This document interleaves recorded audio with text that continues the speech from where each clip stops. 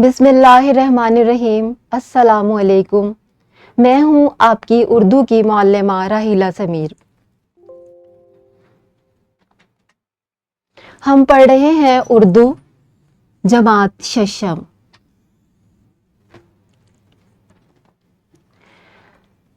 सबक हमारा है यौम इकबाल।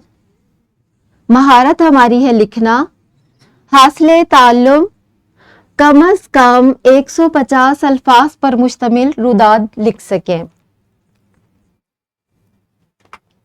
इससे पहले कि मैं आपको रुदाद लिखना सिखाऊं, आप मुझे ये बताएं, क्या आपने कभी स्कूल की किसी तकरीब में शिरकत की है? जैसे इम्तहानात के नतीजे की तकरीब, यौम आज़ादी की तकरीब। इसके अलावा भी मीना बाज़ार, यौम इकबाल, बहुत सारी तकारीब हैं जो कि स्कूलों में मुनक्किद होती हैं और आप में से बहुत सारे बच्चों ने इस पे शिरकत की होगी।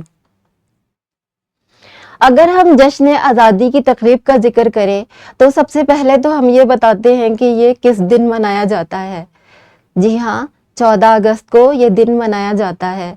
तो इस दिन क्या होता है, अगर हम इस दिन किसी तकरीब में शिरकत करते हैं तो इस दिन स्कूल और घरों को पाकिस्तानी झंडियों से सजाया जाता है और देखे सफ़ेद और हरे गुब्बारों से भी सजाया गया है। और ये देखिए, ये पाकिस्तान के जो रंग हैं सफ़ेद और हरी झंडियों से भी सजाया गया है।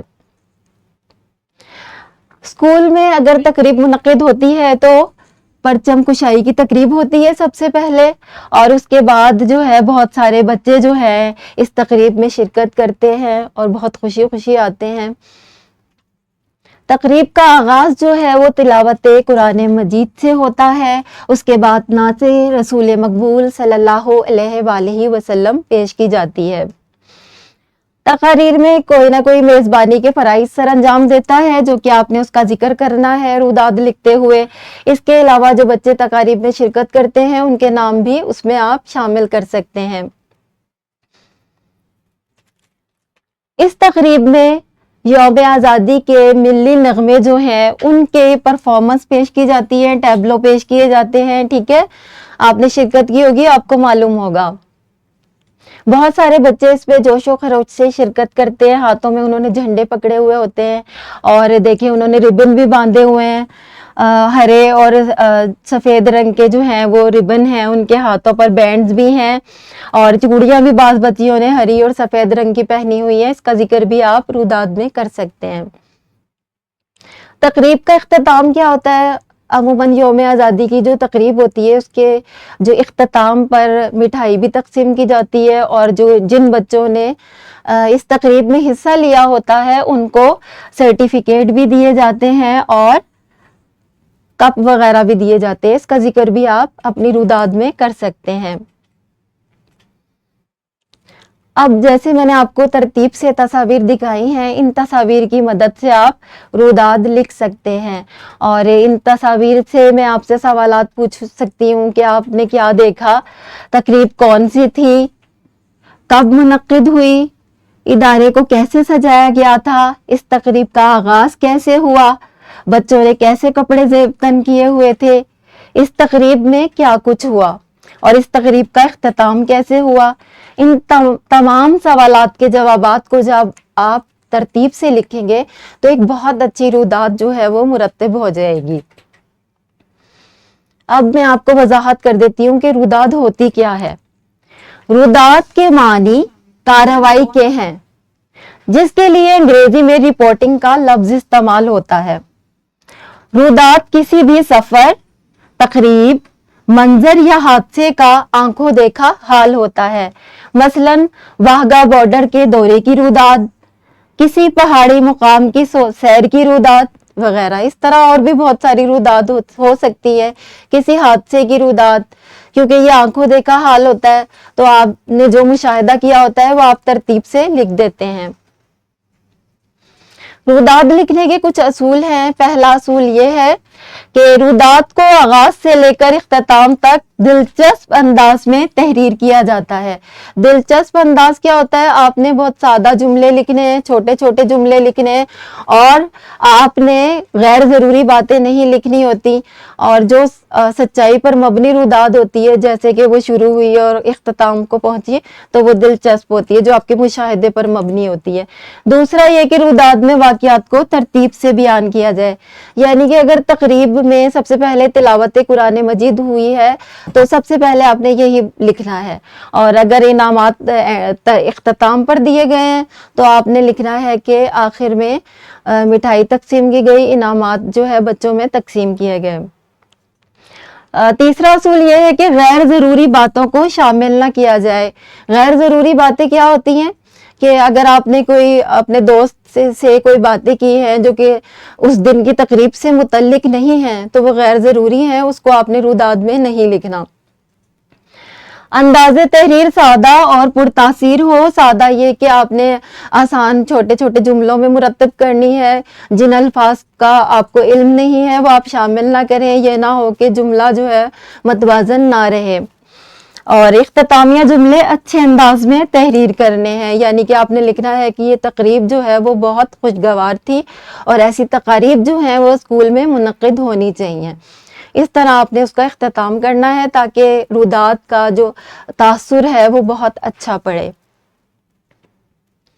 इनफरादी सरगर्मी क्या है कि घर के किसी फर्द के साथ बाग की सैर को जाएं और इर्द गिर्द के माहौल का मुशाहिदा करें और एक रुदाद लिखें जिसका उन्वान हो बाग की सैर की रुदाद। अब देखें, बाग की सैर में अगर हम देखें तो इसमें देखें फवारा भी चल रहा है, ठीक है, परिंदे चहचहा रहे हैं, यहाँ पर देखें कोयल गाना भी गा रही है, रंग बिरंगे फूल खिले हैं, ठीक है, तितलियां उड़ रही हैं और बच्चे देखें खेल कूद रहे हैं, ये भी कीड़े भी हैं। इन तमाम चीजों को मद्देनजर रखकर आपने रुदाद लिखनी होगी जो भी बाग में आपने मुशाहिदा किया। बाग की सैर की अगर आप रुदाद लिखेंगे तो उसके इशारे ये हैं कि आप किस तारीख को गए, कौन सा दिन था उस दिन, ठीक है, वक्त क्या था, सुबह के वक्त गए, दोपहर को गए या शाम को गए हैं, उस दिन मौसम कैसा था, ठंडी ठंडी हवा चल रही थी या सूरज निकला हुआ था या सर्दी बहुत ज्यादा थी, ये आपने तहरीर करना है। बाग का नाम लिखना है कि आप बागे जिना में गए हैं या आप कुलसुम नवाज शरीफ पार्क में गए, कोई सा भी बाग जिसका नाम जो आपके घर के पास हो या जिसमें आप गए हों उसका नाम का जिक्र करना है। आपने बाग तक का सफर कैसे किया, पैदल किया है, बस के जरिए गए, कार पर गए, मोटरसाइकिल पर गए, कैसे भी गए वो आपने बताना है। बाग का मंजर क्या था, जैसे कि मैंने आपको बताया है, बाग में परिंदे होते हैं, दरख्त होते हैं, फूल होते हैं, तितलियां होती हैं, उन सब का जिक्र आपने करना है। लोगों की तादाद बाग में कितने लोग थे, बहुत हजूम था या चंद एक लोग आए हुए थे, इसका जिक्र आप करें। फूलों के रंग और उनका नाम आपने ये जिक्र करना है। बाग में रंग बिरंगे फूल खिले थे, अगर चंबेली, मोतिया या गुलाब खिला हुआ है तो आप उसका भी जिक्र कर सकते हैं। खेल कूद आपने वहां पर कौन सा खेल खेला और कितनी देर खेला और कैसे मजा आया, आप इसका जिक्र भी कर सकते हैं। अगर आपने बाग में झूले लिए हैं तो उन झूलों के नाम लिखें कि हमने ये वाले झूले लिए हैं। खाना पीना आपने बाग में क्या खाया पिया, किस चीज से लुत्फ अंदोज हुए, इसका जिक्र आप रुदाद में कर सकते हैं। लुत्फो सरूर, आपको कितना मजा आया और आपने क्या क्या किया, कितने बजे आपके घर वापसी हो गई, आप थके हुए थे। और फिर आपने आखिर में लिखना है सैर से मुतल्लिक महसूसात, यानी कि आप लिखेंगे कि सैर जो है वो सैर करके बहुत मज़ा आया और हमारा दिमाग और दिल जो है वो बहुत ज़्यादा खुशी महसूस कर रहा था, या हमने जो है बिल्कुल भी थकावट महसूस नहीं की, और ऐसी सैर जो है वो होनी चाहिए। इस किस्म के आप आखिर में कुछ ऐसी बातें लिखें जिससे आपकी रुदाद जो है वो बहुत खूबसूरत अंदाज में तहरीर हो। गिरोही सरगर्मी, बच्चों को 5-5 के ग्रोह में तकसीम कर दें, जैसे ये बच्चे बैठे हुए हैं, ये देखें तस्वीर में देखें, ताकि वो मिलकर कल के दिन की रुदाद लिखें। अब जाहिर है कल का दिन गुजर गया है और कुछ बातें भूल भी जाती हैं, तो अगर 5 बच्चे या 4 बच्चे मिलकर ये लिखेंगे तो مل کر وہ اچھے طریقے سے یاد کر سکتے ہیں۔ کل موسم کیسا تھا، اسکول میں کیا کیا ہوا، اسمبلی کا آغاز کیسے ہوا تھا، کون کون سے پیریڈ ہوئے تھے، کن اساتذہ نے چھٹی کی تھی، تفریح کے وقت کیا کچھ کیا، چھٹی کتنے بجے ہوئی، کون سے مضمون کا گھر کا کام ملا تھا۔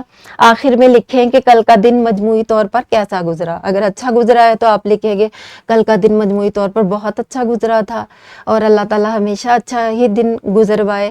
ٹھیک ہے، آپ اس طرح اس کا اختتام کر سکتے ہیں۔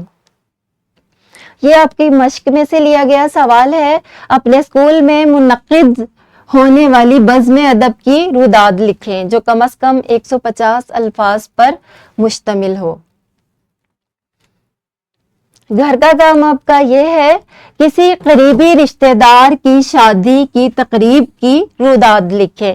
آپ میں سے بہت سارے بچے اپنے رشتہ داروں کی شادیوں پر جاتے ہیں، وہاں پر آپ اپنی آنکھوں سے دیکھتے ہیں کہ کیا کچھ ہو رہا ہے، کیا کیا تقریب ہوتی ہیں، اور کھانا بھی کھایا جاتا ہے، اس کا ذکر بھی کیا جا سکتا ہے کہ کھانے میں کیا کیا تھا اور آپ کو کیا اچھا لگا، اور یہ سب باتیں آپ جو ہیں وہ اس میں تحریر کر سکتے ہیں۔ امید ہے آپ کو روداد لکھنا اچھے طریقے سے آ گیا ہوگا۔